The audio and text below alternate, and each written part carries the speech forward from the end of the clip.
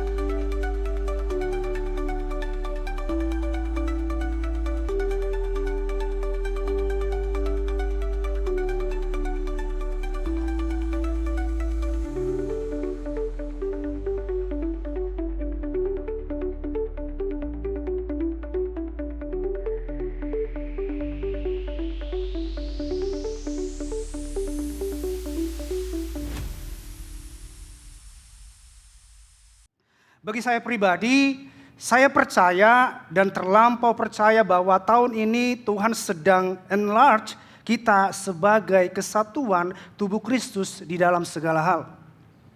Baik di dalam keluarga setiap kita, baik enlarge di dalam pekerjaan kita, enlarge di dalam pelayanan kita, dan bahkan Tuhan sedang enlarge GKS Balikpapan melalui setiap kita yang ada di tempat ini. Melalui setiap jemaat, melalui setiap builders, leaders, and all pastors yang Tuhan percayakan ada di dalam gereja ini.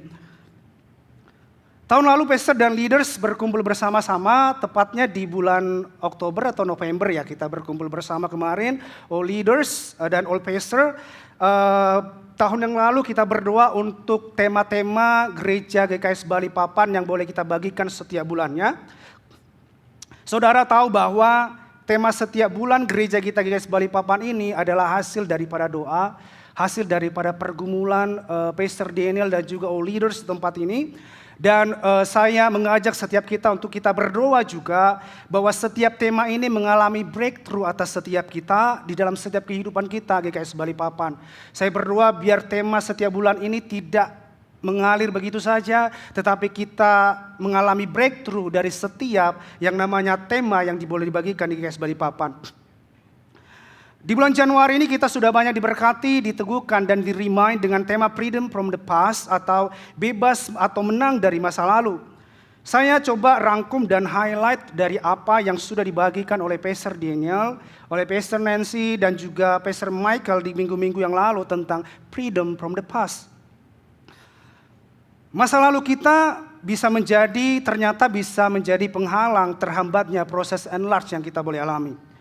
Yang Tuhan mau kita kerjakan yang Tuhan kerjakan atas setiap kita. Karena masa lalu itu punya peranan besar untuk membentuk apa? Membentuk jati diri. Ternyata masa lalu itu bisa juga membentuk jati diri, karakter dan kebiasaan kita. Dan masa lalu juga bisa menciptakan trauma-trauma yang kita alami di masa lalu, dan jika kita tidak menang atas masa lalu yang kita alami, akan sulit bagi kita untuk mengalami season enlarge ini. Yang kedua yang saya boleh tangkap adalah bahwa karena bagaimana kita bisa masuk ke masa depan jika hati, pikiran kita masih tertinggal di masa lalu. Saudara perlu ingat karena tidak ada masa depan di masa lalu. Dan Tuhan selalu bawa kita ke masa depan. Saya highlight sekali lagi bahwa tidak ada yang namanya masa depan di masa lalu. Tetapi di masa lalu kita boleh belajar. Belajar untuk apa? Belajar untuk tidak melakukan kesalahan yang sama. Atau belajar untuk menjadi pribadi yang lebih baik. Masa lalu bisa sebagai penghambat bagi kita untuk mengalami enlarge karena kita takut.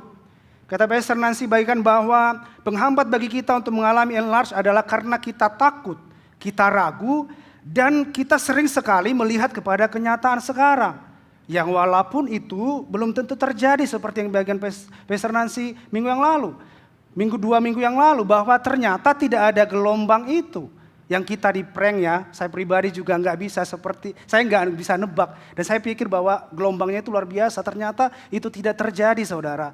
Jadi seringkali kita sebagai orang percaya, kita melihat kepada kenyataan yang sekarang walaupun itu belum terjadi dalam setiap kehidupan kita. Dan sebaliknya bagaimana biar setiap kita bisa mengalami enlarge, kita harus berjalan bersama dengan siapa? Bersama dengan Tuhan. Penuhilah pikiran kita dengan firman Tuhan. Dan tentunya pilihlah lingkungan atau circle yang tepat untuk setiap kita untuk mengalami enlarge ini. Pastor Michael juga ada bagikan bahwa keengganan kita untuk melangkah bersama dengan Tuhan akan menjadi awal mula kematian rohani kita. Kematian rohani tidak akan membawa kita kepada season enlarge. Kalau rohani kita juga mati, hal-hal yang rohani kita tidak tertarik, bagaimana kita mengalami the season of enlarge? Bagaimana kita mengalami apa yang Tuhan mau kerjakan dalam kehidupan kita? Ya walaupun saya percaya bahwa even kita mengalami itu Tuhan tetap ada bersama-sama dengan kita. Tetapi Tuhan tidak akan bisa bekerja maksimal dalam kehidupan kita kalau kita tidak tertarik perkara hal-hal yang Tuhan sukai dalam setiap kehidupan kita. Bagaimana kita bisa mengalami enlarge dan mengalami kekuatan untuk bertahan adalah dengan kita mengucap syukur. Orang percaya yang mengucap syukur sekalipun 1000 rebah di sisi kiri kanan saudara dan 10.000 rebah di sebelah kanan saudara, tetapi saudara akan tetap berdiri ketika saudara tetap mengucap syukur. Ada kuasa di dalam pengucapan syukur. Sebab perspektif kita ketika kita mengucap syukur, pasti perspektif kita melihat Tuhan itu benar, dan akhirnya perspektif kita melihat diri kita juga akan benar. Saya berdoa dan percaya bahwa saudara juga menangkap pesan Tuhan yang lalu yang tentunya tidak hanya saudara dengar, tetapi setiap kita impartasikan dalam kehidupan setiap kita. Katakan amin. Saudara, minggu ini adalah minggu pertama di bulan Februari dan kita akan memasuki seri atau tema bulan yang baru, yaitu rebuild atau membangun kembali. Saudara, budaya yang di GKS Balikpapan, saya encourage saudara, saya remind saudara untuk boleh mencatat. Sama seperti Pastor Alpi pernah sampaikan bahwa Adam dan Hawa jatuh ke dalam dosa karena mereka lupa mencatat. So take your phone, take your notes, boleh saudara mencatat karena nanti saudara lupa, nanti iblis datang gitu ya, bercanda. Oke, mari sama-sama kita baca firman Tuhan di Yesaya 54 ayat 11 sampai 12. Ayat pendukung dari tema besar enlarge kita di tahun ini adalah diambil dari kitab Yesaya 54. Dan mari sama-sama kita melihat Yesaya 54 ayat 11. Dan saya bacakan ayat 11 dan saudara bacakan ayat 12. Ayat 11, hai yang tertindas, yang dilanggar angin badai, yang tidak dihiburkan, sesungguhnya aku akan meletakkan alasmu dari batu hitam dan dasar-dasarmu dari batu nilam. Yang 12, saudara 1, 2, 3.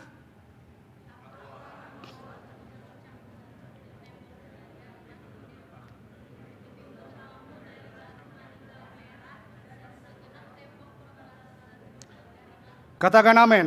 Kalau saudara boleh baca Yesaya 54 ini bagaimana Tuhan boleh membangun kembali setiap kita orang percaya dan Tuhan memberikan hal yang terbaik dari dalam setiap kehidupan kita.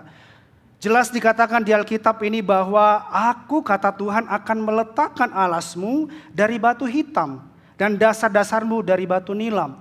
Saya coba searching di internet waktu mempersiapkan khotbah ini. Apa sih sebenarnya batu nilam ini? Ternyata batu nilam ini atau batu hitam ini adalah sesuatu yang sangat berharga saudara. Bahwa Tuhan meletakkan alas setiap kita dari hal-hal yang berharga, bukan dari batu yang murahan. Tetapi dia sampaikan di sini bahwa dia meletakkan alasmu dari batu hitam dan dasar-dasarmu dari batu nilam.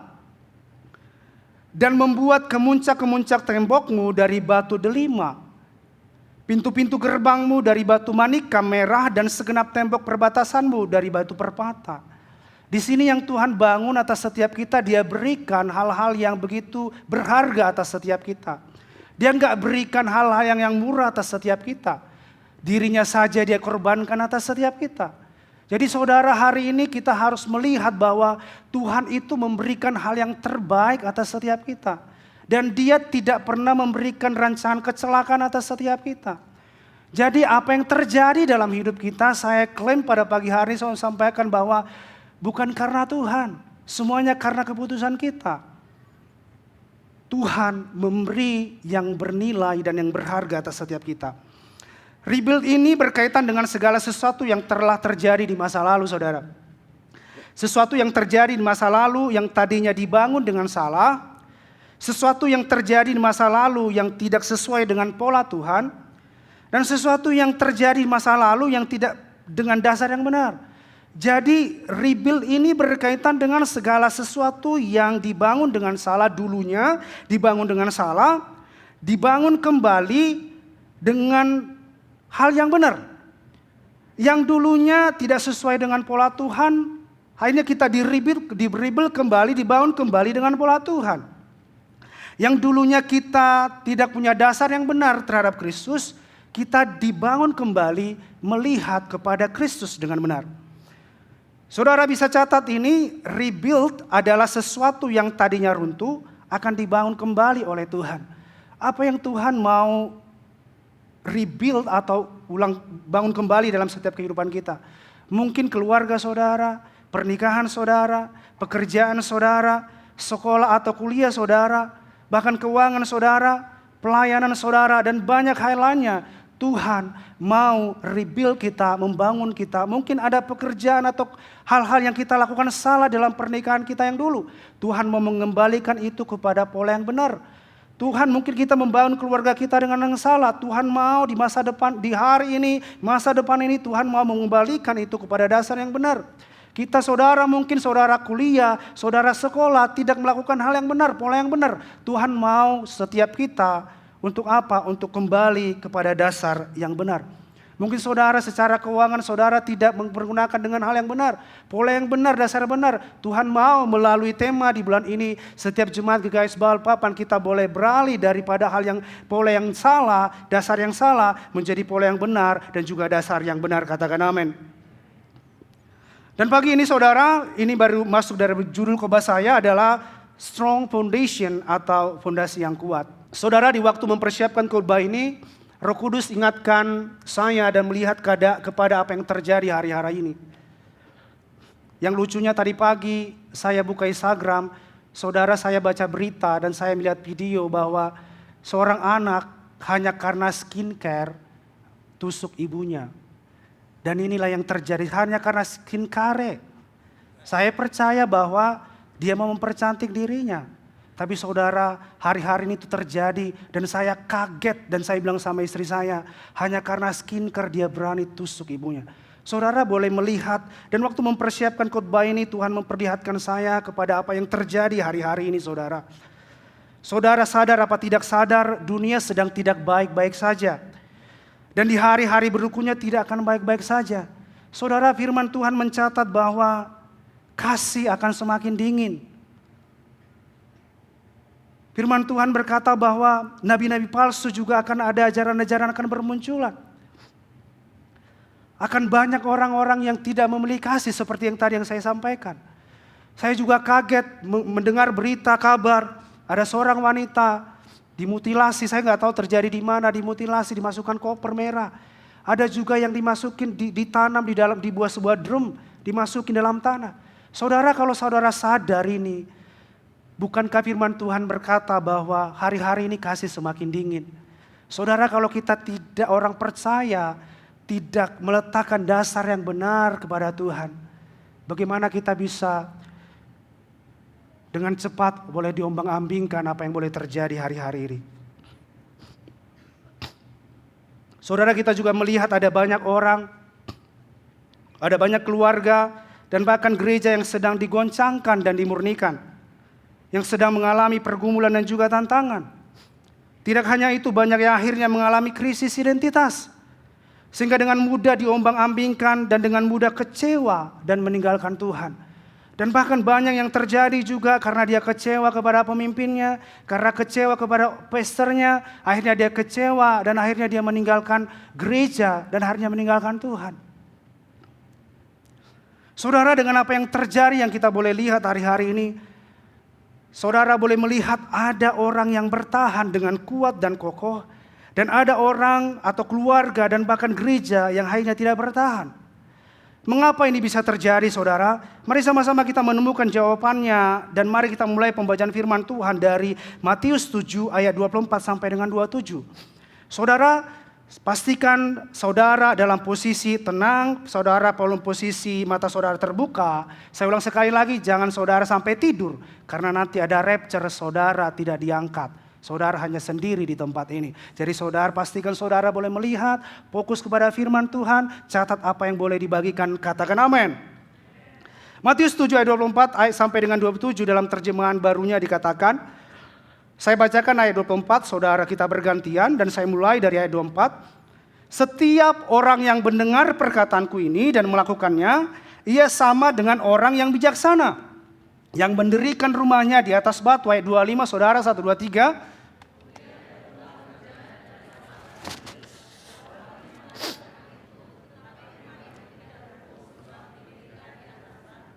Tetapi setiap orang yang mendengar perkataanku ini dan tidak melakukannya, ia sama dengan orang yang bodoh yang mendirikan rumahnya di atas pasir.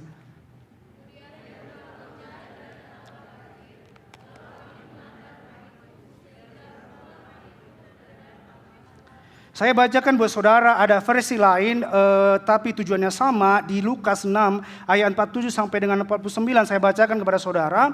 Mengapa kamu berseru kepada Lukas 6 ayat 47 sampai dengan 49.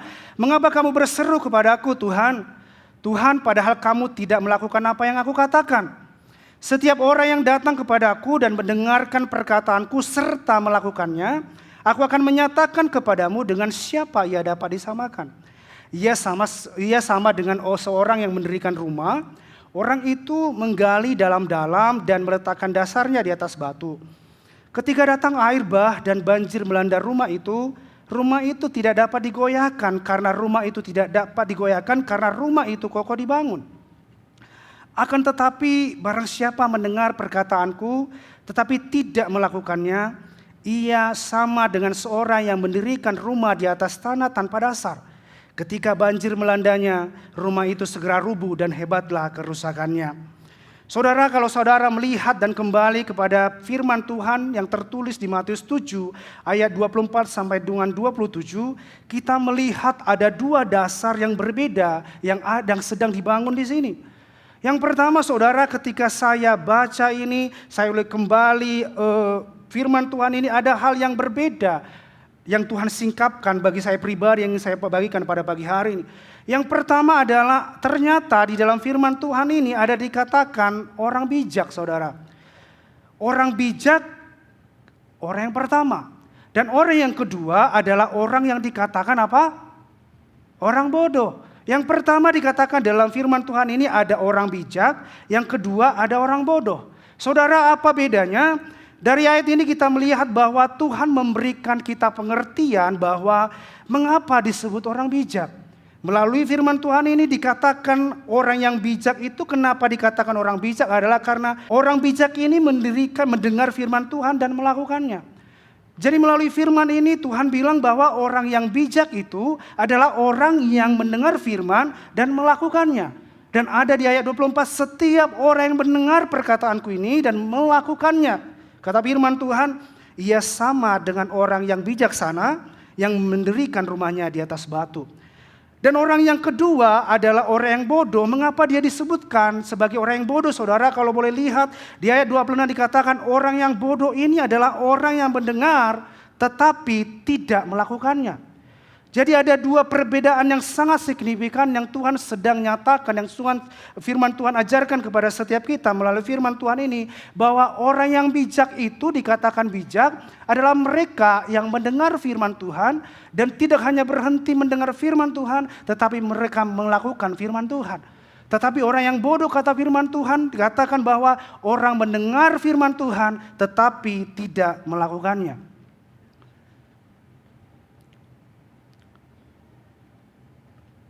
Ternyata saudara, kuncinya adalah ketika saudara dan saya menjadi pendengar firman Tuhan dan menjadi pelaku firman Tuhan, disinilah ada sebuah perbedaan yang sangat signifikan, yaitu kita tidak hanya mendengar saja, tetapi kita mau menjadi pelaku firman itu sendiri. Kita tidak hanya mendengar, tetapi kita melakukan. Kita melakukan dan kita mengalaminya. Dan akhirnya saudara, kita boleh menuai berkat-berkat Tuhan dan pertolongan Tuhan sediakan atas setiap kita. Kalau saudara hanya mendengar kepada firman Tuhan, saudara hanya mendengar tetapi tidak melakukan apa yang Tuhan firmankan, kita tidak akan menuai berkat-berkat yang Tuhan boleh sediakan atas setiap kita. Saya percaya bahwa Tuhan itu Tuhan yang memberkati setiap kita. Tetapi kalau kita tidak berjalan atau ketika kita mendengar firman itu, kita tidak melakukannya, bagaimana kita bisa menerima yang terbaik yang Tuhan telah sediakan atas setiap kita? Katakan amin. Setelah kita melihat perbedaan antara orang yang bijak dan bodoh yang dituliskan di firman Tuhan di Matius 7 ini, saya ingin mengajak saudara untuk melihat persamaannya. Tadi sampaikan kepada saudara bahwa ada perbedaan, yaitu orang bijaksana dengan orang bodoh. Sekarang kita mau melihat persamaan yang Alkitab ini sedang ajarkan kepada setiap kita. Menarik sekali apa yang Alkitab tuliskan di ayat ini. Kalau kita baca firman Tuhan ini, bahwa ada persamaan yang kita bisa lihat. Ada sesuatu yang luar biasa yang kita pelajari dari dua orang yang disebutkan di dalam firman Tuhan ini. Yang pertama adalah, saudara bisa catat ini, persamaan yang pertama adalah ada dua orang yang sama. Ternyata di dalam firman Tuhan Matius 7 ini kita menemukan ada dua orang yang sama. Apa artinya? Mereka berdua ini mempunyai sebuah kerinduan membangun sebuah rumah. Alkitab mencatat bahwa dua orang yang Yesus katakan ini adalah orang yang punya kerinduan, punya sama-sama kerinduan untuk membangun sebuah rumah. Yang artinya mereka punya kompetensi yang sama untuk membangun rumah, punya material yang sama di dalam membangun sebuah rumah yang mereka impikan. Kalau kita baca firman Tuhan ini, ada dua orang yang sama yang punya kompetensi yang sama. Ada orang yang sama yang punya kerinduan yang sama untuk membangun sebuah rumah. Dan persamaan yang kedua yang saya mau bagikan adalah membangun rumah yang sama. Tadi ada orang yang sama, persamaan yang kedua adalah membangun rumah yang sama. Membangun dua rumah yang sama di dalam firman Tuhan ini kita baca, tidak dikatakan bahwa orang yang satu membangun rumah yang megah, orang yang satu membangun rumah yang besar, yang luar biasa, kelihatan bagus, dan yang satunya membangun rumah yang sederhana. Firman Tuhan gak mengatakan di ayat ini bahwa yang seorang membangun rumah yang berbeda. Mereka sama-sama membangun rumah yang sama. Saudara bisa lihat bahwa ternyata kedua orang ini sama-sama sedang membangun rumah.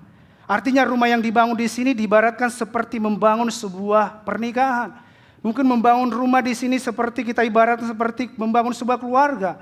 Saudara membangun bisnis saudara dan banyak hal lain, yaitu membangun rumah kehidupan saudara.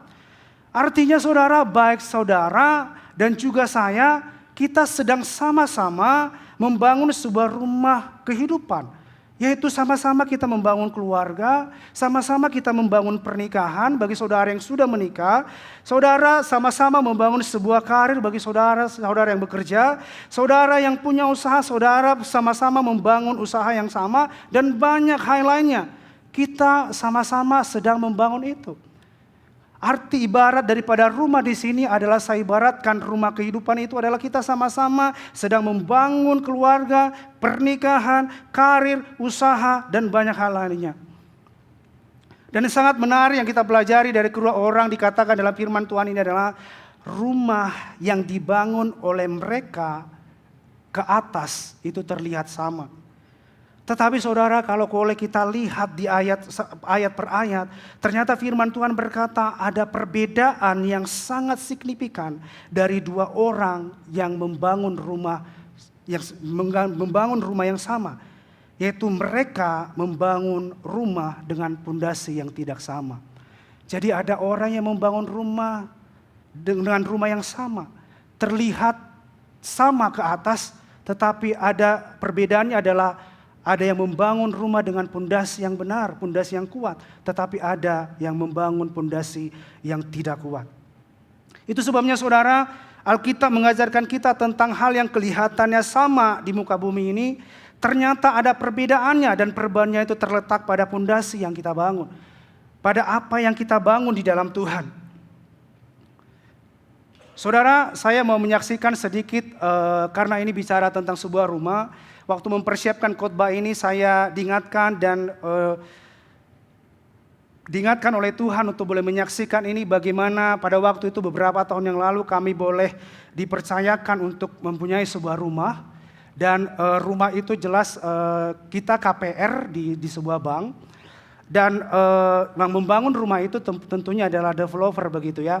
Dan saya melihat bahwa rumah kami dibangun dan saya nggak terlalu tahu bagaimana fondasi juga yang dibangun gitu ya. Karena bukan saya sendiri yang membangun rumah itu gitu. Dan waktu saya percaya bahwa mereka melakukan hal yang terbaik dalam membangun fondasi itu. Tetapi karena saya melihat bahwa saya tidak tahu fondasi itu dilakukan dengan seperti apa. Sehingga ketika Tuhan percayakan kita untuk boleh membangun rumah yang ada sisa di belakangnya, saya sama istri sepakat bahwa karena kita percaya bahwa pondasi yang kokoh, itulah yang akan membuat rumah itu kokoh. Akhirnya saya sepakat dengan istri saya ketika kita punya berkat, kita membangun rumah sisa yang ada di belakang itu, kita sepakat sama istri kita supaya kita tidak tahu pondasi yang ada sekarang. Tetapi apa yang kita bisa lakukan adalah apa yang ada di mata kita, kita mau buat pondasi rumah ini lebih kokoh dan lebih kuat. Ada saudara, rumah saya hanya tanah rumah itu hanya 90 meter persegi dan sisanya itu mungkin hanya 30 meter persegi. Tetapi saudara, karena saya tahu bahwa begitu pentingnya pondasi yang kokoh itu, saya buat pancang itu 9 saudara. Saya juga pada waktu itu Kojep juga saya sharing sama Kojepri bagaimana supaya ini bisa kokoh seperti itu ya, karena beliau ahli di situ.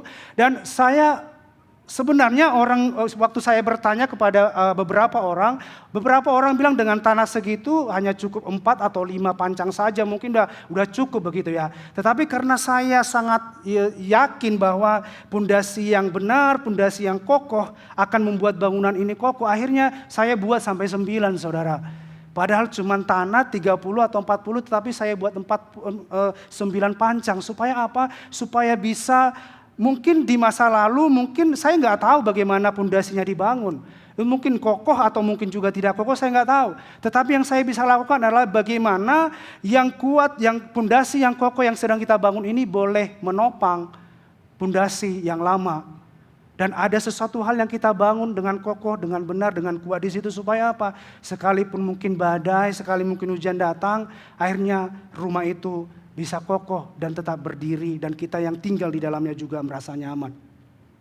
Persamaan yang ketiga saudara adalah dalam firman Tuhan ini dikatakan mereka sama-sama menghadapi situasi dan keadaan yang sama. Ternyata di Matius 7 ini orang yang membangun rumah yang sama ini ternyata mereka juga mengalami situasi keadaan yang sama saudara.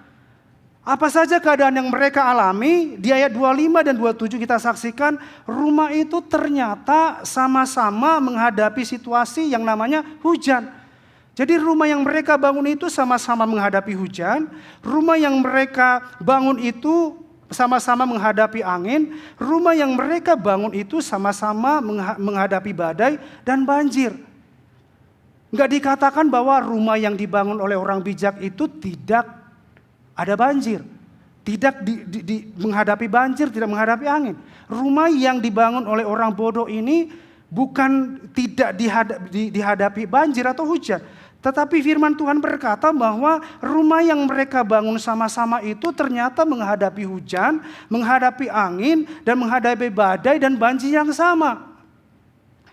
Artinya adalah hujan yang datangnya dari atas, mungkin kalau relate dengan kehidupan saudara, kehidupan setiap kita, hujan bicara tentang tekanan saudara, masalah yang datang kepada hidup saudara, pergumulan dan tuntutan yang kita terima. Angin yang datang dari samping mungkin bicara tentang istri saudara, atau bicara suami saudara, bicara tentang teman saudara, atau mungkin bicara tentang pelayanan saudara di dalam gereja ini, atau juga Tuhan izinkan terjadi untuk memurnikan kita dan membentuk karakter saudara dan juga membentuk setiap kita, katakan amin.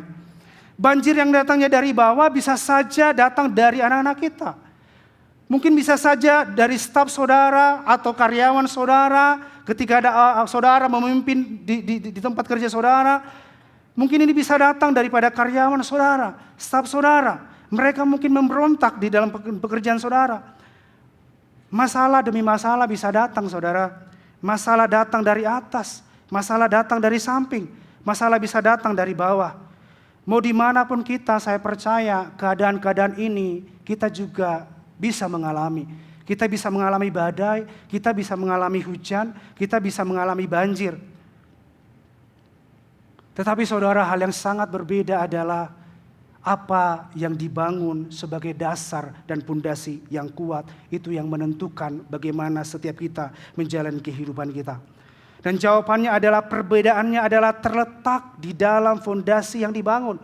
Oleh sebab itu di tahun 2025 ini dalam season enlarge dan di dalam tema rebuild ini kita harus benar-benar memperhatikan di atas dasar apa saudara dan saya membangun sebuah rumah kehidupan kita. Di dasar apa saudara membangun keluarga saudara. Di dasar apa saudara membangun pernikahan saudara. Di dalam dasar apa saudara membangun pelayanan saudara. Di dasar apa saudara membangun bisnis saudara. Dan di dasar apa saudara membangun pekerjaan saudara yang Tuhan percayakan dalam setiap kita. Ini yang penting saudara. Orang-orang gak mengenal Tuhan mungkin mereka bekerja. Tetapi mereka bekerja tidak seperti apa yang Tuhan mau. Orang-orang di sana juga membangun keluarga. Tetapi mereka tidak punya dasar yang kuat. Mereka tidak punya fondasi yang kuat ketika mereka boleh membangun. Dan inilah perbedaan dari setiap kita anak-anak Tuhan. Anak-anak Tuhan yang bijak dan anak-anak Tuhan yang bodoh. Yang mendirikan rumahnya di atas batu pasir. Dan juga mendirikan tanahnya di atas batu. Dasar firman Tuhan ini saya mengajak saudara untuk merenungkan kebenaran ini sebagai dasar yang paling sederhana untuk kita rebuild atau dibangun kembali oleh Tuhan. Saudara bisa catat ini yang pertama adalah ada sebuah perbedaan yang besar antara orang yang mendengar dan melakukan firman Tuhan. Hari-hari ini kita bisa melihat ada orang Kristen yang cukup puas hanya mendengar firman saja. Ada juga mungkin orang yang puas hanya mendengar firman Tuhan saja, mungkin 5 kali dalam satu hari mereka menonton khotbah. Tentu saja ini kebiasaan yang sangat luar biasa saudara. Saya nggak bilang bahwa menonton khotbah, mendengar firman Tuhan berhari-hari itu adalah kebiasaan yang sangat baik yang kita boleh harus lakukan.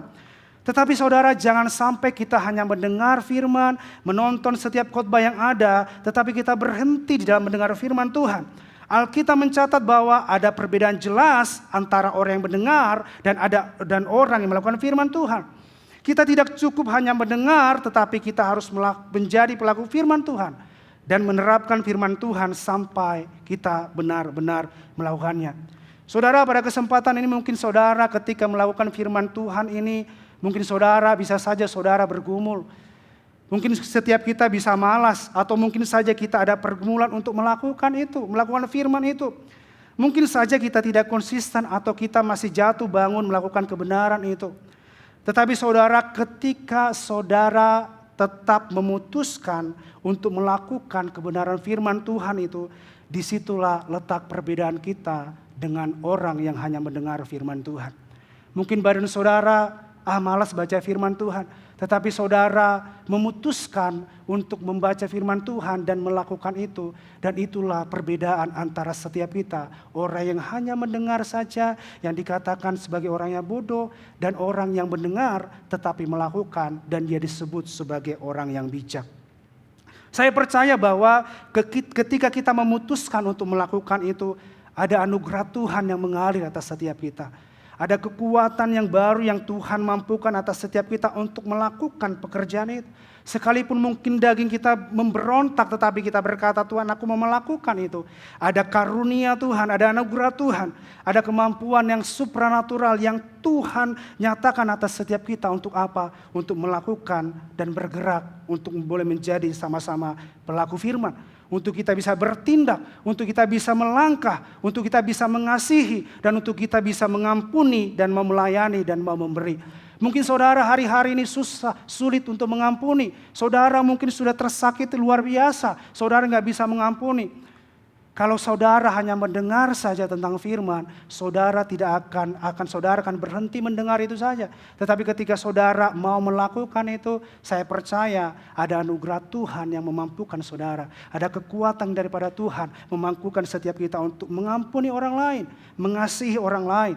Ada kekuatan daripada Tuhan untuk kita boleh melayani bersama-sama. Yang kedua yang saya mau bagikan adalah pondasi atau dasar kehidupan kita sering sekali tidak terlihat oleh kacamata kita, saudara.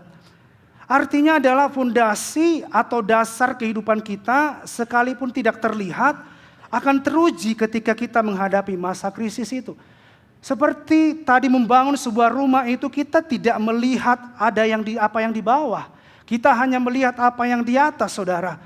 Secara kasat mata kita nggak bisa melihat apa yang di bawah. Kita hanya bisa melihat apa yang di atas.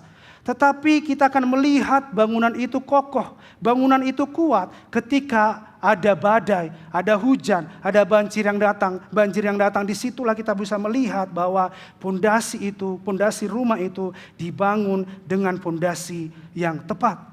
Begitu juga dengan kehidupan kita, saudara. Hari-hari ini kalau kita tidak membangun pondasi kita dengan cara yang benar, membangun hidup kita di dalam Kristus, hidup sesuai dengan firman Tuhan, katakan, akan banyak hal-hal yang sedang ditawarkan dunia atas setiap kita. Seperti yang saya sampaikan tadi bahwa kasih akan semakin dingin. Akan terjadi hal-hal yang gak pernah terjadi yang kita lihat, saudara. Karena apa? Karena mereka tidak membangun itu dalam dasar yang benar. Karena mereka tidak tahu apa yang mereka sedang lakukan. Mereka tidak tahu di mana mereka boleh membangun dasar yang benar. Saya percaya bahwa segala sesuatu itu akan terlihat ketika kita diperhadapkan dengan hal yang tidak sesuai dengan apa yang kita harapkan. Disinilah akan terlihat dan teruji pondasi dan dasar seperti apa yang kita bangun waktu kita menghadapi masa-masa sukar. Waktu kita menghadapi masa yang penuh tantangan dan pergumulan. Saya bersyukur bagaimana kita beberapa tahun yang lalu kita tetap strong berdiri karena kita punya dasar yang kuat. Bagaimana pandemi boleh terjadi melanda setiap kita. Banyak yang pengangguran, banyak bisnis yang luar biasa struggle untuk bisa bertahan. Kalau sampai dengan hari ini kita boleh tegak berdiri semuanya karena Tuhan yang ada sebagai dasar setiap kita. Yang menjadi pondasi setiap kita. Dan akhirnya kita setia, kita taat sampai dengan hari boleh berkumpul bersama-sama di tempat ini. Saudara, mungkin tidak sedikit banyak anak-anak Tuhan yang mengalami kegagalan. Tidak sedikit mungkin keluarga yang gagal. Tidak sedikit mungkin orang meninggalkan gereja karena kecewa. Tidak sedikit anak-anak Tuhan akhirnya tidak mau terlibat dalam gereja karena kecewa. Mungkin melihat pastornya atau mungkin melihat leadernya. Tidak sedikit mungkin banyak di antara orang-orang yang tidak membangun dasar dengan benar. Akhirnya mereka meninggalkan Tuhan. Mereka akhirnya meninggalkan gereja, meninggalkan komunitas. Karena apa? Karena tidak dibangun di dalam dasar yang benar. Atau tidak dibangun dalam pondasi yang benar. Pastor Michael bagikan di minggu lalu bahwa ketika perspektif kita, ketika postur kita melihat Tuhan dengan benar, kita juga akan melakukan hal yang benar, yang sesuai dengan apa yang Tuhan mau lakukan dalam kehidupan kita. That's why bahwa saudara, pergumulan tetap ada. Saya mengalami keadaan yang badai, hujan, banjir, saudara juga pasti mengalami itu. Tetapi perbedaannya saudara di luar sana juga mereka mengalami hal itu. Tetapi perbedaannya adalah ketika saudara mengalami itu, mereka mengalami itu, kita tetap berdiri di dalam dasar yang kokoh. Mungkin saudara bisa dikecewakan banyak orang. Saudara bisa mengampuni karena ada kasih Yesus. Karena saudara meletakkan dasar hati saudara di dalam hati Yesus.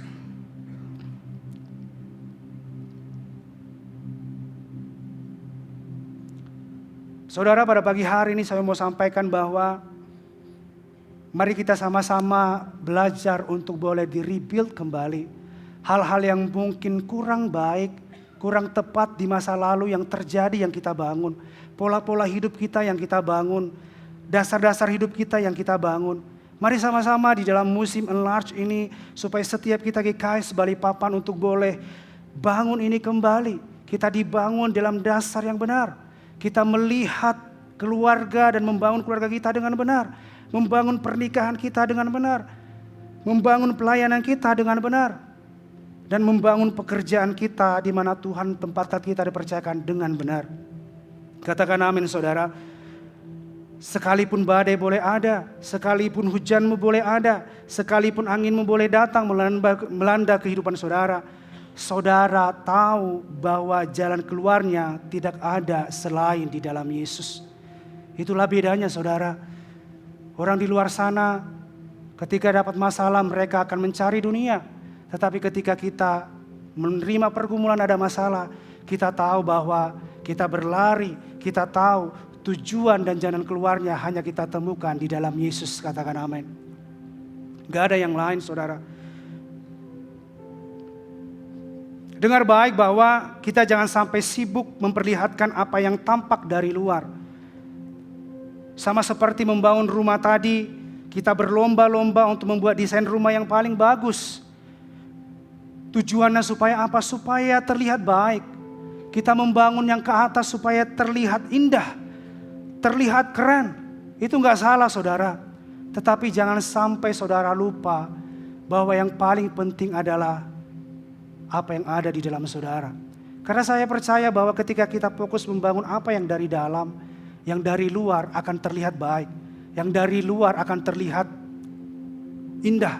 Yang dari luar akan terlihat keren. Tetapi ketika kita fokus kepada apa yang di luar, yang di dalam, kita akan mati saudara. Fokuslah membangun apa yang tidak terlihat itu sebagai pondasi yang menopang hidup saudara di dalam setiap musim. Baik musim hujan atau musim apapun saudara tidak lagi takut. Karena kita tetap teguh berdiri sebab dasar dan pondasi yang kita bangun adalah pondasi yang kokoh dan kuat di dalam Kristus. Yang terakhir, yang ketiga yang saya mau bagikan adalah hidup yang dibangun di atas firman Allah pasti akan kuat. Pasti akan bertahan dalam keadaan apapun. Itulah sebabnya mari kita saudara, kita tidak hanya menjadi pendengar firman Tuhan saja, tetapi melakukannya, mengerjakannya dan semakin giat melakukan firman Tuhan itu. Karena ketika apply the word of God, saya percaya disitulah ada kekuatan yang sesungguhnya yang kita terima daripada Tuhan. Waktu kita apply the word of God, disitulah kita membangun dasar kehidupan menjadi orang yang tidak mudah dikalahkan. Dan menjadi orang yang bijaksana. Dan menjadi orang yang bertahan di masa-masa sukar. Dan akhirnya kita akan mengalami yang nama the season of enlarge. Dan itulah yang akan memuliakan Tuhan.